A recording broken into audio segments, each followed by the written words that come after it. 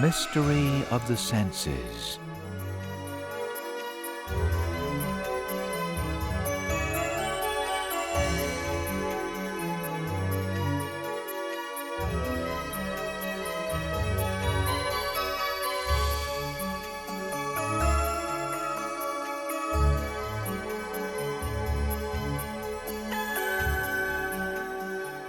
A Nova miniseries with Diane Ackerman. Tonight, The Sense of Taste.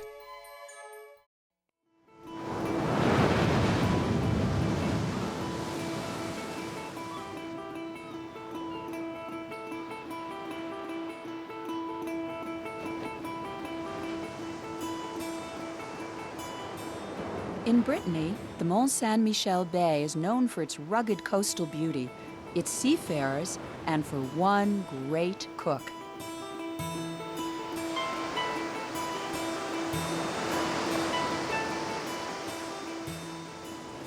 When Chef Olivier Rollinger was a small boy, he came to this beach to play. Now he comes here to work. Every day he hunts through this living larder for the wild herbs he will use to make magic at night. Rollinger is one of Europe's top chefs, a star in the highly competitive world of fine French cuisine.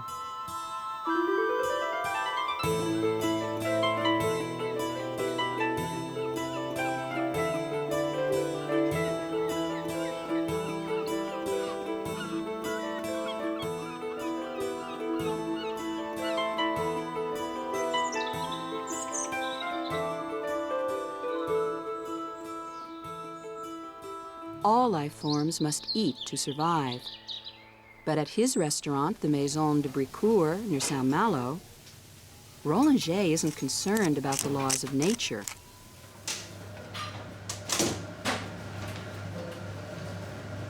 His food is an art form, and he hopes his creations will surprise and delight.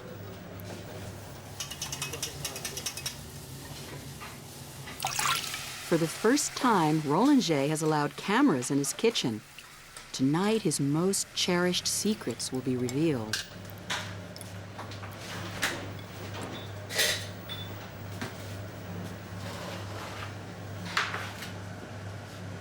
Meals like these satisfy more than hunger. They offer a hint of paradise for our sense of taste. And that leads to an important question. If we only need food as fuel, then why bother inventing such elaborate cuisine? Part of the answer may be exquisitely physical. Our biological need to create art out of everything that touches our lives.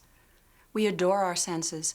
They're our house guests, our explorers, at times even our pets. And of course, we love to give them treats. This is my idea of a delicious meal, but certainly good food doesn't have to be fancy.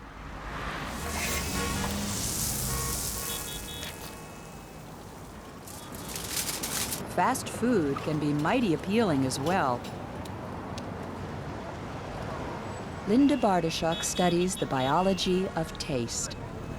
Hi, can I get a Snapple, raspberry flavored? Yeah. You want anything else? Nope, that's it. No bad? I'm sorry about the 20. This is great, thanks. Fast food is her special temptation and delight. Hi, chicken kebab? Everything on it.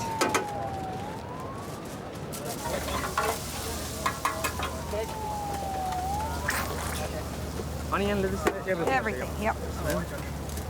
These food carts offer her some of the best and cheapest places to get lunch in New York City. Yeah. The hot sauce, ma'am? Yes.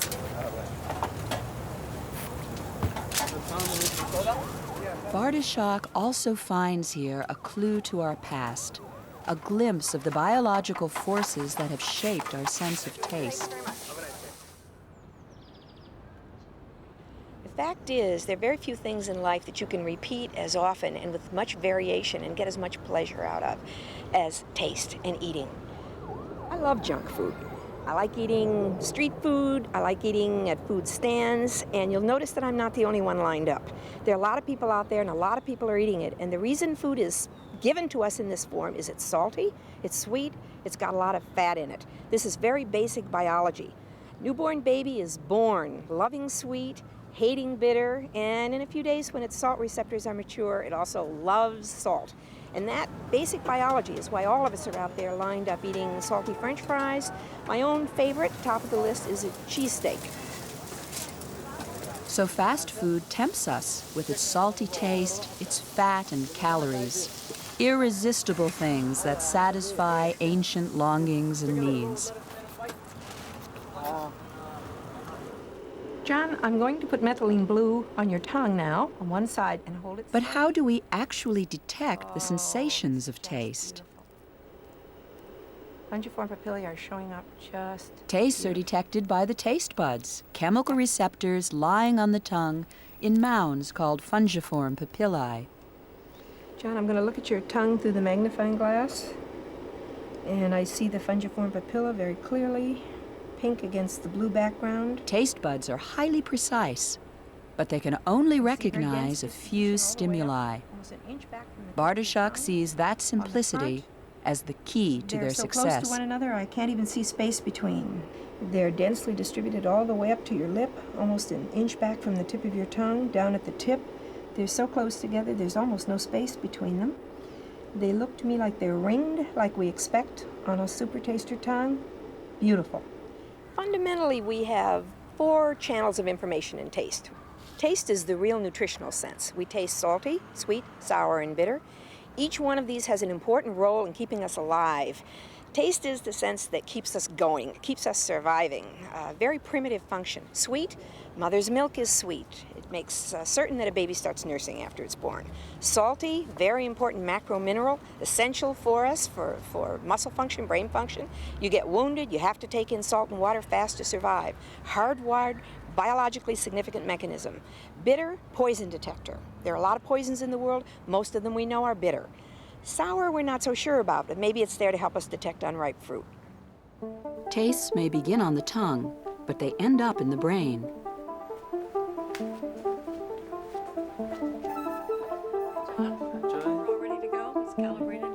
It's even possible to see the brain as it processes taste. John has volunteered to be strapped into an MRI machine. The tubes contain salty and sweet solutions.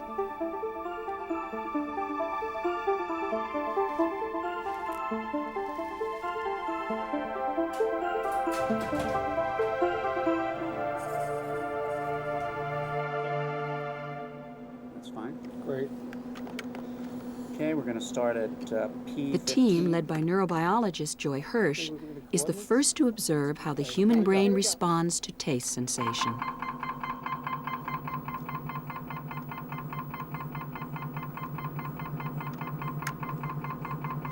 Good. You can see the different structures.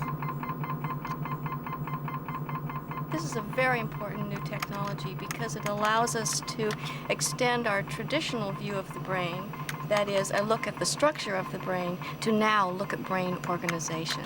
So we can see not just what a brain looks like, but what a brain does. This was such a new area. It was all striking. First, it was the first time that we had ever seen the human brain responding to taste stimuli. We really didn't know what to expect at that point. We thought we might see all taste qualities occurring in the same place, or we thought that they might be separated. This is John's brain as the MRI sees it.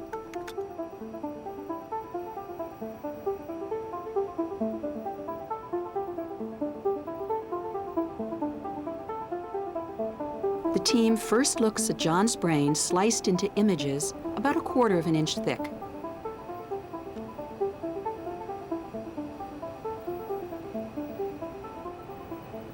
We've taken about 1/3 of the brain in the center regions in order to cover all of the possible areas that we think of could be involved.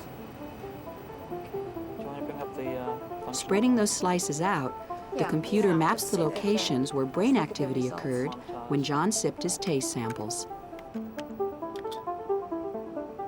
Red marks a salt response. 3 layers away, the region that recognizes sweet shows up as yellow. For Hirsch and her team, this is the first glimpse ever of the entire taste system in action. What they traced is a direct physical link between the tongue and the brain. The 2 tastes tested thus far, sweet and salt, trigger nerve impulses that move up a single pathway. These different taste stimuli enter the brain at the same point. But each taste then goes its separate way. These connections are so direct, taste signals move fast with little chance of error. This work, although it's very preliminary, is beginning to show us that the brain has distinct pathways that are devoted to taste information. The taste system, like any sensory system, has as its goal to get it right. I mean, a sensory system allows us to perceive and understand the world around us, and so certainly this organization is designed for us to get the taste distinct and correct. And it looks like we're beginning to see the brain actually doing that. So our sense of taste recognizes just 4 elements: sweet and sour, salt and bitter. But ultimately, they can inspire all the delights of an enchanting dinner party. To good friends and good food. Cheers. Cheers. To good friends. Ah, very musical. Yeah. I heard that the reason that one clinks glasses together when we make toast is that that's the only sense that's missing from the meal. And from the wine, you can see how beautiful the color is and how it glistens, and you can taste the delicious flavor of it, and you can smell it, but sound is missing. So we clink our glasses. Taste is the social sense. The word companion even means people who eat bread together.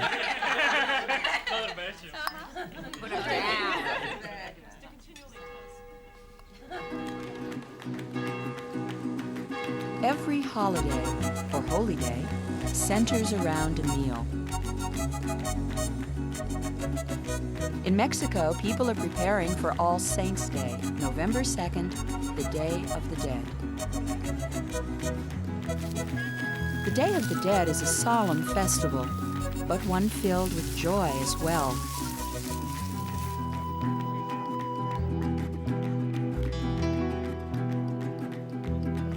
Paths of yellow marigolds lead the spirits of the dead to their altars and their meals.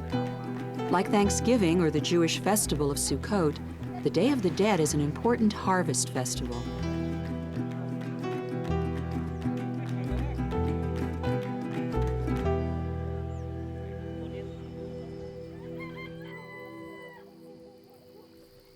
This village is home to the Cimbron family.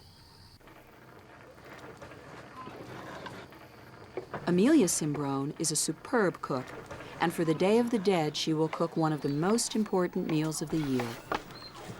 She and her family begin to prepare days ahead.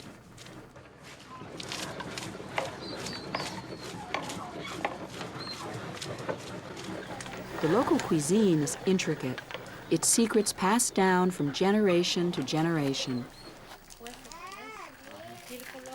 Only the best will do, as Amelia prepares this special feast to please both the living and the dead. The way it works is that the dead have 30 days freedom. They come to visit us, and the people here will never abandon them. We keep this tradition of worship because it has been left to us by our grandparents. We never forget the holy offering of food each year. As part of that offering, Juan Cimbron will slaughter one of his precious pigs.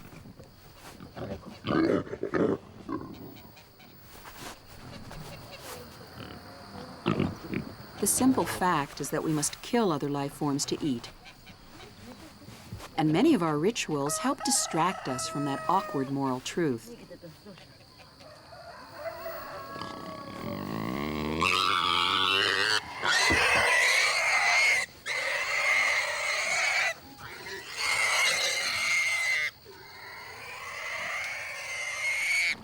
The smell of cooking meat makes us hungry.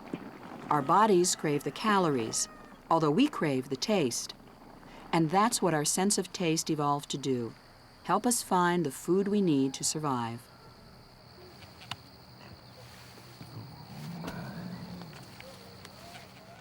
John, what we're going to do now is I'm going to paint solutions on different parts of your tongue. I want you to tell me how they taste and how strong they taste. And the scale you're to use is 1 is very weak, 5 is medium, and 9 is very strong. Okay? You're going to hold your tongue out like this. But one of the great mysteries of taste is how personal it can be.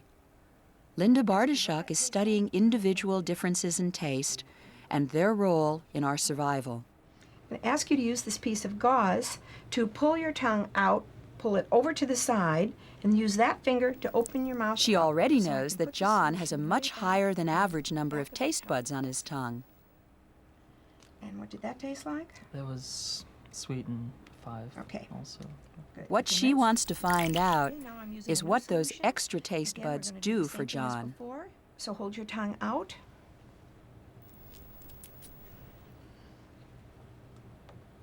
It was bitter and about a 4.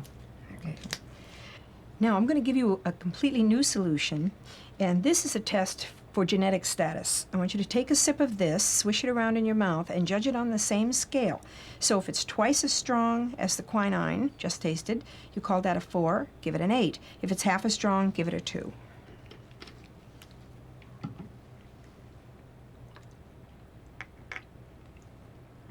That was about a... If the quinine was 4, that was about at least 16 Okay. or more. 16. Excellent. Well, this confirms what we saw when we looked at your tongue. You had a lot of fungiform papilla. You're tasting this solution as intensely bitter. All of this is very consistent with your being a super taster. Bartoshuk's survey of hundreds of tongues identified 3 types of people: non-tasters with few taste buds, average tasters, and super tasters like John, whose tongues are covered in taste receptors. Evolution, I think, has a motive for both super tasters and non-tasters, and it may be why we still have both kinds. Super tasters have the advantage of being better poison detectors, possibly better off at the beginning of life by being sensitive to sweet. On the other hand, a non-taster has a huge food world to sample from. In a world where most food is safe, a non-taster would have a tremendous advantage because a non-taster can eat just about anything, and I think I'm a very good example of that. On the other hand, in a world that has threats, a super taster might be a very, very much better survivor. The super taster would detect certain poisons and avoid them that a non-taster might take in.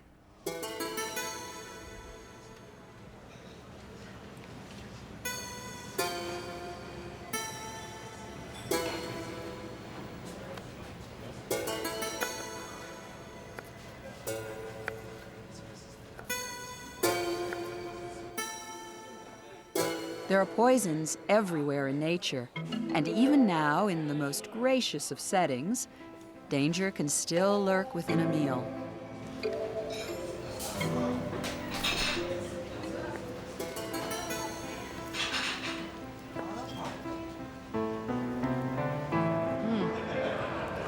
Thank you. In a moment, I'm going to gamble.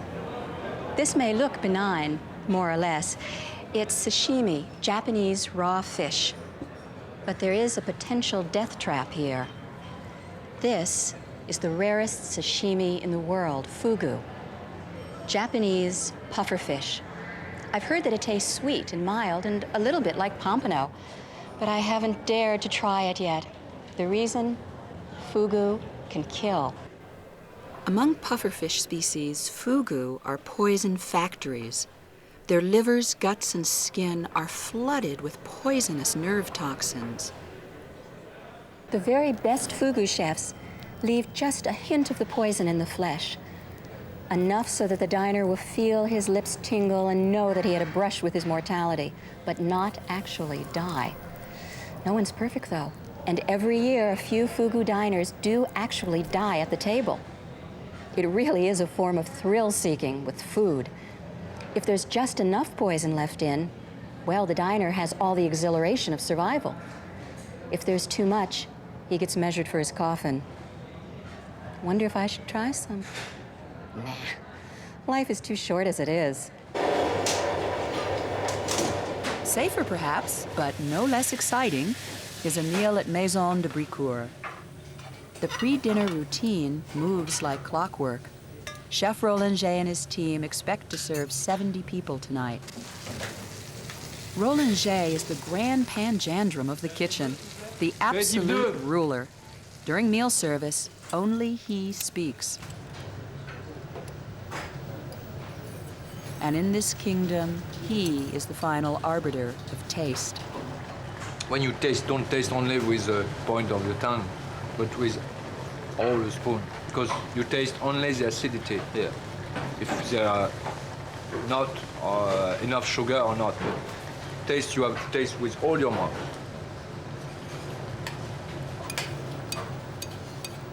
We never taste with the finger, because when you taste with the finger, we taste only with the point of your tongue. And when you eat something, you eat with a spoon, like your soup. Rollinger's meals capture the flavor of the tiny corner of Brittany in which he grew up.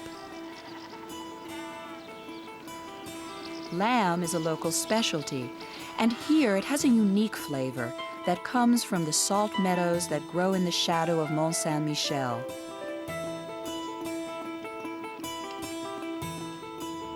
Mont Saint-Michel Bay is extremely salty. No major rivers drain into it, and the ocean pours in some of the highest tides in the world. Perfect conditions for producing the delicate, briny oysters for which Brittany is famous.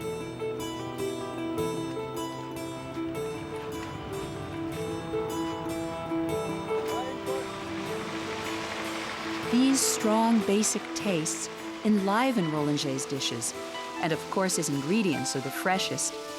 But to be a great chef, Rollinger must do more, as food critic Nick Lander explains. French cuisine has reached a kind of a crisis. The old traditions, the old classic cuisine of French cooking isn't exciting people in the way it used to do. And it's also meeting competition from other chefs around the world. And suddenly, France is under siege. Donc 3 couverts, les 3 minutes prévues, donc en deuxième amuse, les 3 petites terrines. Rollinger is breaking that siege by ignoring the rigid rules of French cooking to create his own radical style, one drawn from the history of his boyhood home.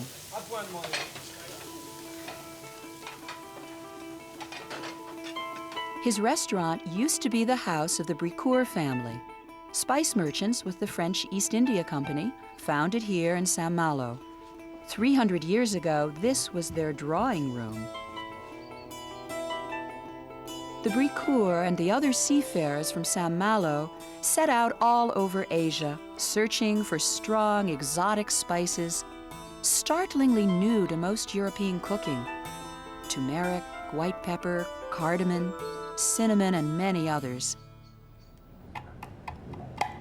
Rollinger's great breakthrough is his use of these same exotic spices first brought to Brittany centuries ago. His cuisine is rich with their complex Eastern flavors.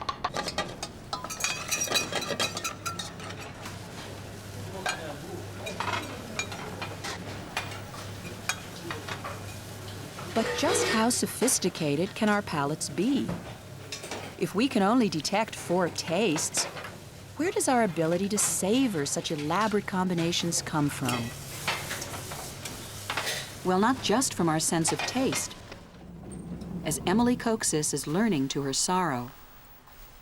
I was in an automobile accident about a year ago, and I hit the back of my head, and I lost my sense of smell. She has come to Linda Bartoshak's lab to find out how bad the damage is. When did you first notice it was gone?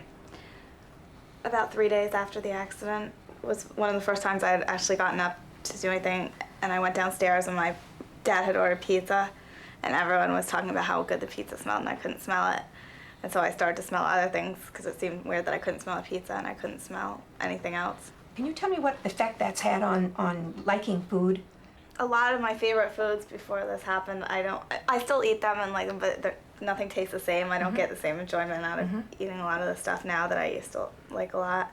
Like SpaghettiOs used to be my favorite food, and now it doesn't taste very good. It's kind of plain. Now, what we're going to do next is we're going to actually test you for the contribution of olfaction to a flavor experience, something that you're actually putting in your mouth. Emily, I'm going to give you a lollipop, and I want you to shut your eyes and go ahead and see what you can get out of it. I want to know all the sensations you experience. She can identify the basic tastes, but not the flavor grape. It tastes sweet, just a little sour. Sweet and a little sour. Okay, I'll give you another one. Try this one. Nor the flavor orange.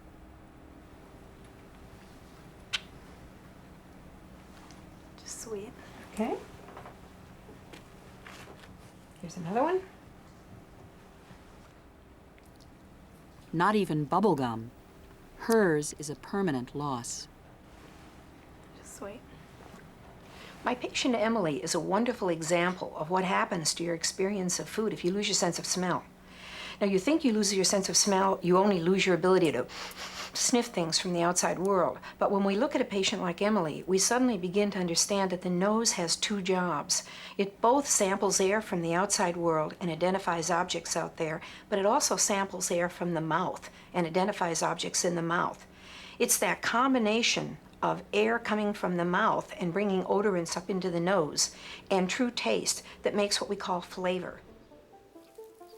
Unlike most other animals, which live on a few basic foods, rats are omnivores. So are we. And all omnivores need a well-honed palate to decide which foods may safely enter the body. Omnivore is a species that can eat just about anything. If you look at a simple species like a koala bear, all it has to do is get enough eucalyptus leaves to survive. But a human may eat a meal and the next meal may be the last one. It could be fatal if you eat something that's really going to kill you. On the other hand, you might die a slow death of not eating an optimal diet. So we have to pick a diet that's both optimal, nutritious. We also have to pick one that's safe. This means we have to make a lot of choices. And nature has given us the olfactory sense to help us make these choices. Smell, the olfactory sense, also creates lifelong memories. These rats have never seen cheese before. If it makes them sick, they will never forget its odor. If they like it, cheese swiftly becomes a rat delicacy. It's the same with us. Gail Seville is a flavor analyst with a rare gift. She can identify the individual flavors in anything she eats. Wheat complex. Wheat complex. Cooked white wheat. Cooked white wheat, raw white wheat, toasted white wheat, yeasty. Tomato complex. Cooked tomato. I want everyone to take a piece of pepperoni. Just a slice off the top. I want you to hold your nose, put the pepperoni in your mouth and taste. Seville studies how people learn to love or hate different flavors. Think about what you can notice while you're holding your nose. You can taste the pepperoni more than instead of all the spice, because if if you have salsa, you can really taste the spice instead. And the pepperoni, it tastes better and plainer, and it tastes better, a lot better. You can't taste very much? Why don't you let go now? Now what do you notice? Ow. Ow? It's spicy. Spicy? It's like eating 10 pepperonis at one time. How come? Because it's just so hot. When you have a cold and you say you can't taste, in fact, you can taste just fine. What you can't do is smell. And you cannot pass air. And if you look at chefs or if you look at people tasting, what they do is they pump the air from the mouth up through the nasal passage so that they can get the biggest hit or punch. So everybody take a piece, have a good taste, Our ancestors relied on taste and smell to find nourishing foods and to avoid poisons. But now we often use our senses just for fun, to save us from the perils of boredom. But it's like all creamy and gross. It's creamy and disgusting. Creamy and disgusting. What do you think? I don't like broccoli, so. Oh, you don't like broccoli. So that's a loser all around, right? How about you? What do you think? Good. What in particular did you like? Like the way the cheese like blended with it, like sort of like drowned out the broccoli. So like you can only taste a little bit of it. Just tasted better than I expected. Better than you expected. Are you avoiding that broccoli? Yeah, trying the best I can. We eat for pleasure, but the pleasure we get from taste and smell is different. The pleasure from taste is hardwired, but the pleasure from olfaction is acquired one bit at a time. When you start as a baby, you develop pleasure by pairing good experiences with particular odors. As you get older, you add more and more to that. You add social rewards. The things that your parents eat or Mikey down the street eats become very, very palatable. As we go through life, we build up these bits of pleasure and displeasure, and they produce our food preferences. And preference leads to delight. Delight to passion. What food do you crave?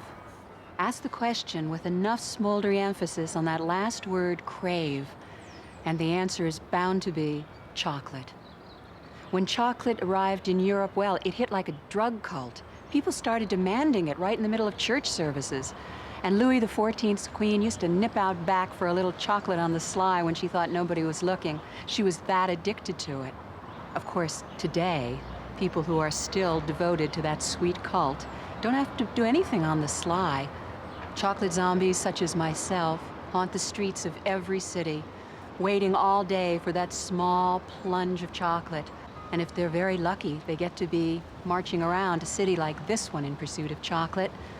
I'm here in Bruges, Belgium. Why am I in Bruges?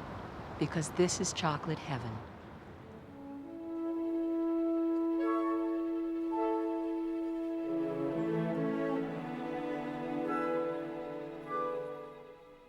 Chocolate has always been a food with special, even magical powers. The Aztecs believed that chocolate was a gift from heaven, from Quetzalcoatl, their god of wisdom and knowledge.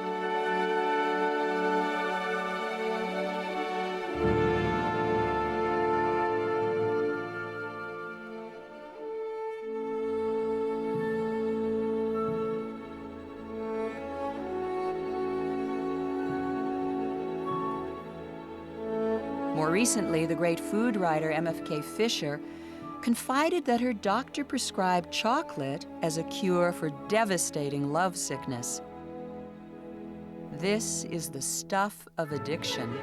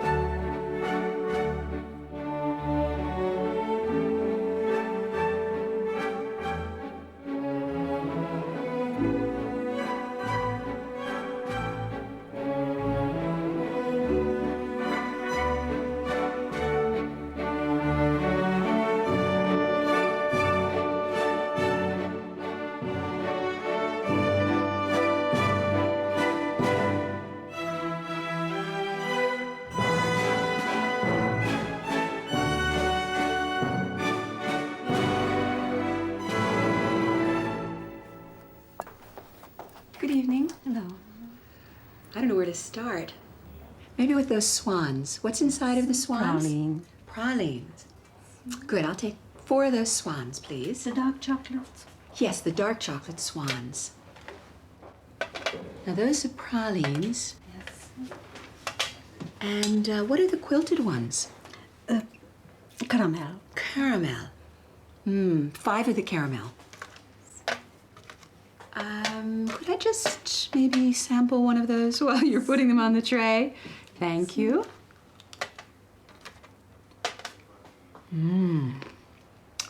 10 of the caramel. Oh, that's the best caramel I've ever had.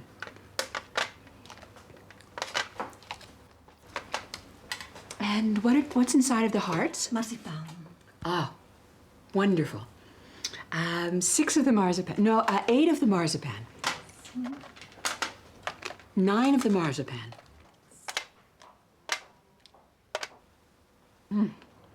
Did I say 4 caramel? Yes. 14 caramel. Yes. If chocolate is my passion, for others, it's chili, flirting with the perfect burn.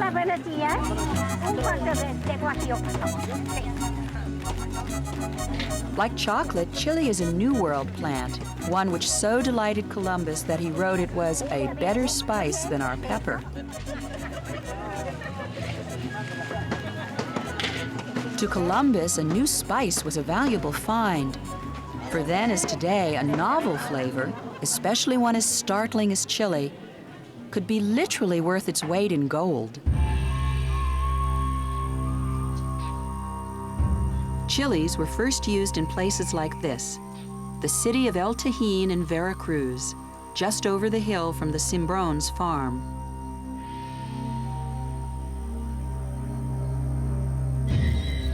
About 10,000 years ago, our ancestors began to harvest fields of wild grasses, and agriculture was born.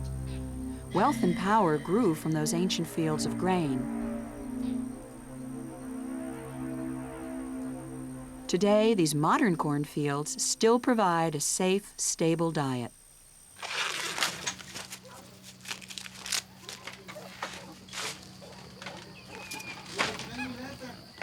Amelia Cimbrón is making tortillas, the flat corn cake served with every Mexican meal.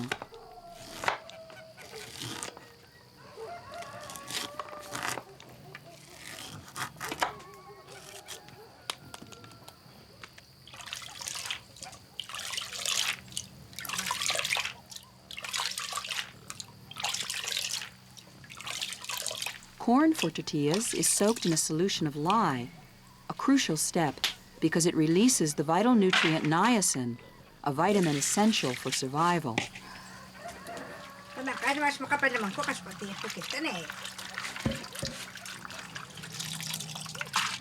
This method predates the European conquest.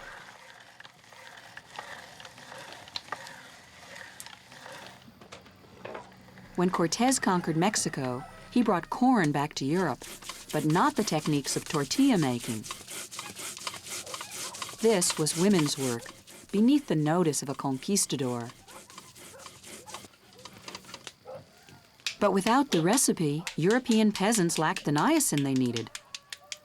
Many came down with pellagra, a potentially fatal disease. So cooking techniques can be vital to the creation of healthy meals. But we cook for another reason, too. As omnivores, we crave variety. Through cooking, we subdue the tedium of a diet made from a few staple crops.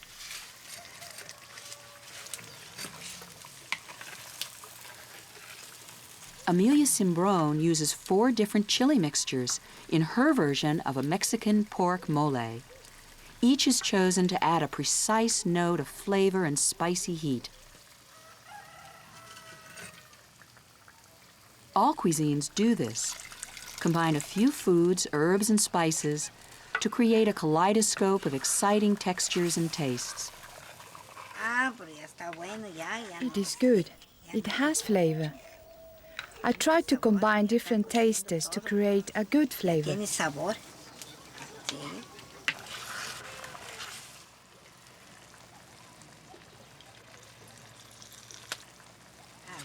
I learned how to do this from my grandmother and my mother. I've known how to do this since I was a small child, learning how to cook, how to make mole with chile.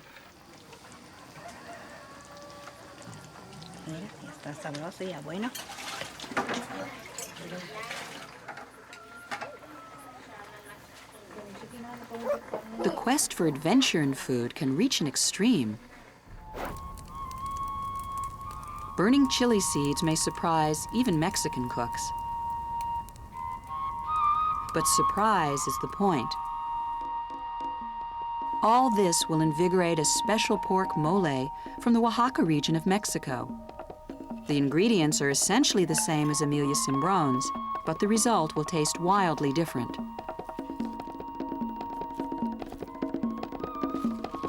Burning avocado leaves adds a finishing touch. And if you think that's a bit much, well, each to his own taste. What's mouth-watering to one culture may be truly loathsome to another. The French adore snails.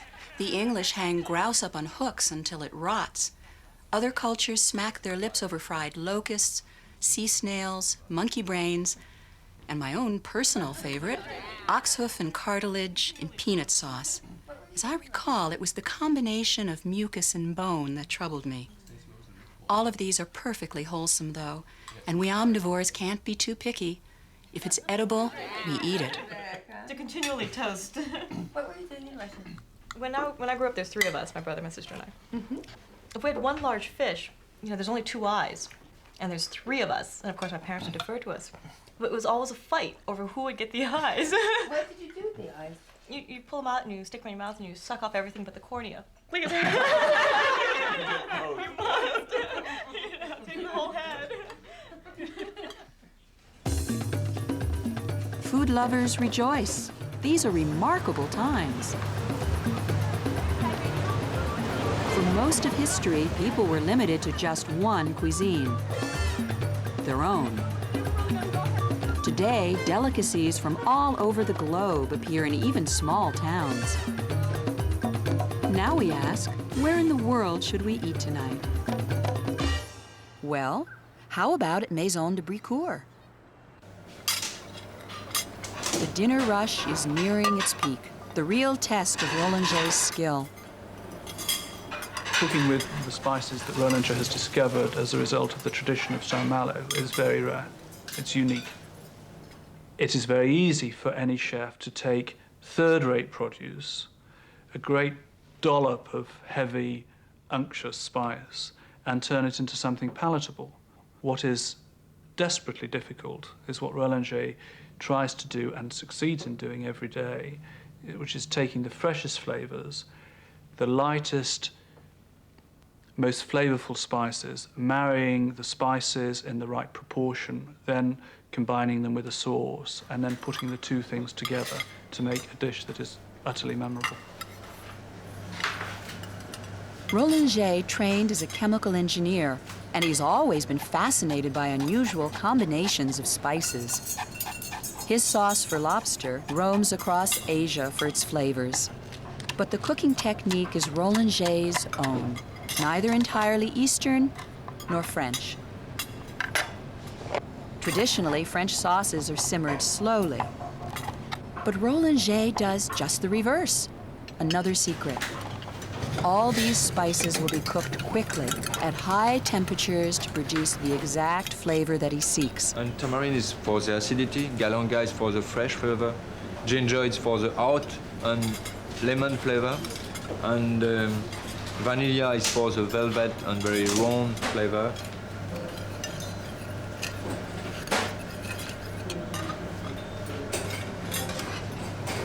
It's a fresh bouillon with little red crabs that you find under the stones when you play like a child. We're going to put some drop of Roku oil for the coloration and the sweet flavor too. And all the time you have to taste, and you have a very big progression of this flavor, of all this combination. Heat alters the flavor of spices incredibly fast. A sauce can go from perfect to inedible in seconds. And you have to stop when it's good.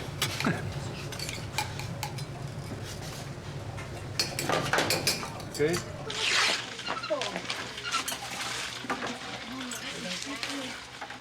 Amelia Cimbron also is cooking a special dish, tamales flavored with sugar instead of chili.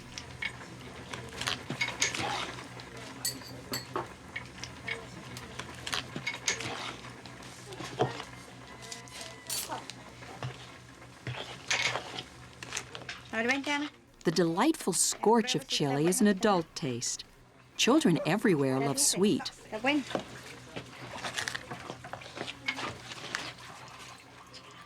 The child she lost loved sweet foods. So each year, on the Day of the Dead, Amelia prepares her daughter's favorites.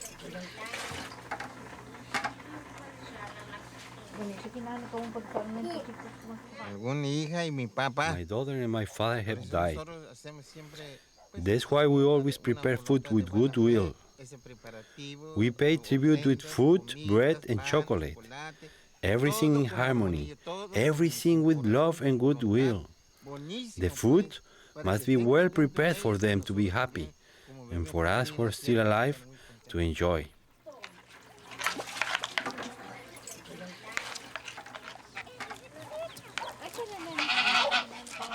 Nourishment is Amelia Cimbron's job. Like most mothers, she cooks to feed her family's hungers, to fill their bellies and their hearts.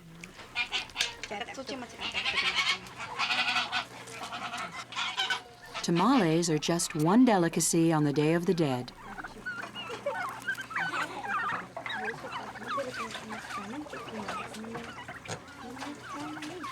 These sweet ones, filled with corn batter and shrimp in a green pumpkin seed sauce, are prepared especially with children in mind.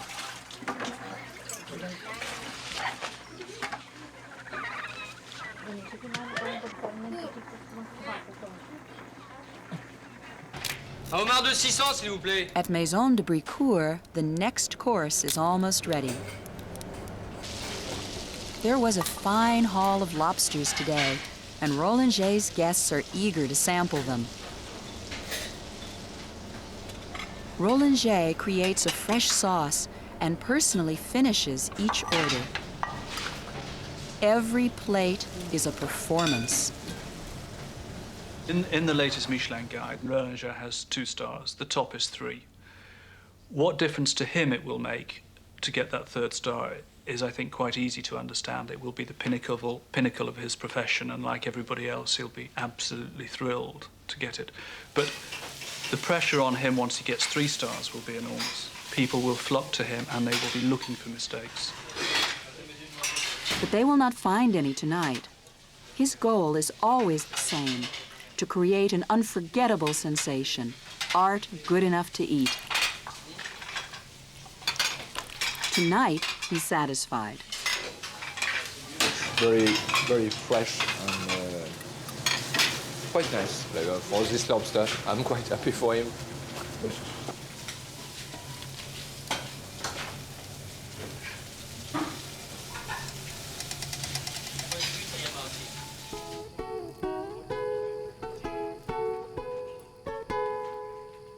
It is November 1st, the eve of the Day of the Dead. When it comes to food, it's not just the exotic we seek. Sometimes we crave the familiar, the flavors of home. With this feast, the Cimbrons tempt their dead out of heaven to return to the remembered joys of life.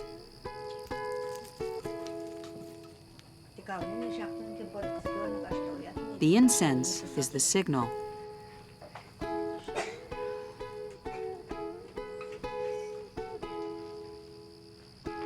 And the altar says, "Come home, dinner is ready."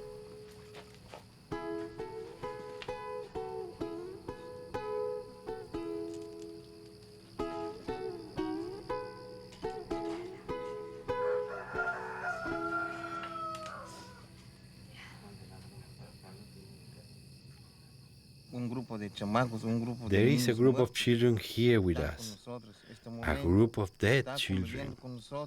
They listen to the songs, hear everything, conversations, singing, everything. At nightfall, singers go from house to house, announcing the arrival of the Day of the Dead.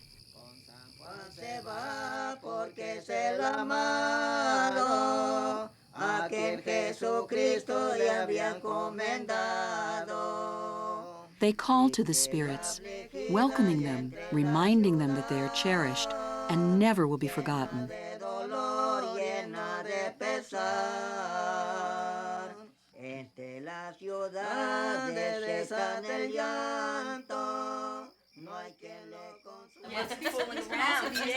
The art we make of food, the rich flavors, the heartfelt sharing of a meal, these are the rewards of our senses. Although our senses evolved to guide us through the hazards of nature, we're not simple automatic creatures trapped in the emotional quicksand of our biology. We think, we feel, we dream, we hunger. And among the things we hunger for are good friends and good food. We say the word food as if it were a simple thing, an absolute like rock or rain.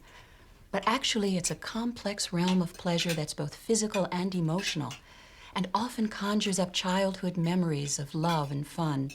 So when we invite someone over for dinner, what we're really saying is, this food will nourish your body as I will nourish your soul.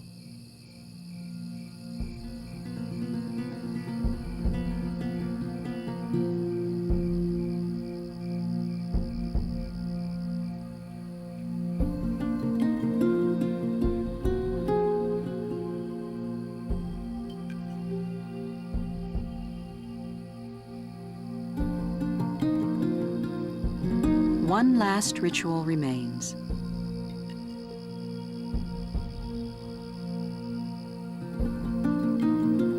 In the local graveyard, the Cimbrones leave dinner for Amelia's mother.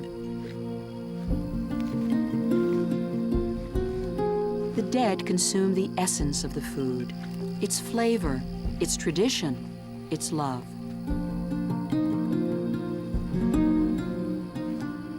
Perhaps this is the truest feast, an offering of joy and sorrow presented through the medium of taste.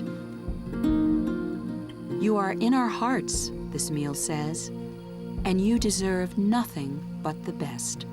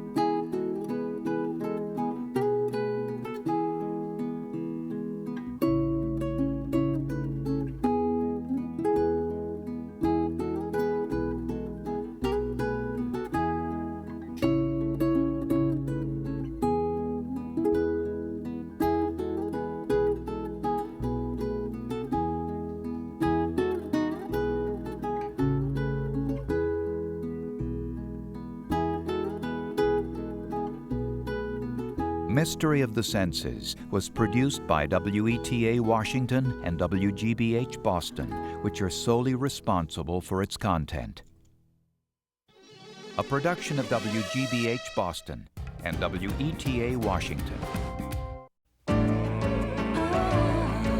This is PBS.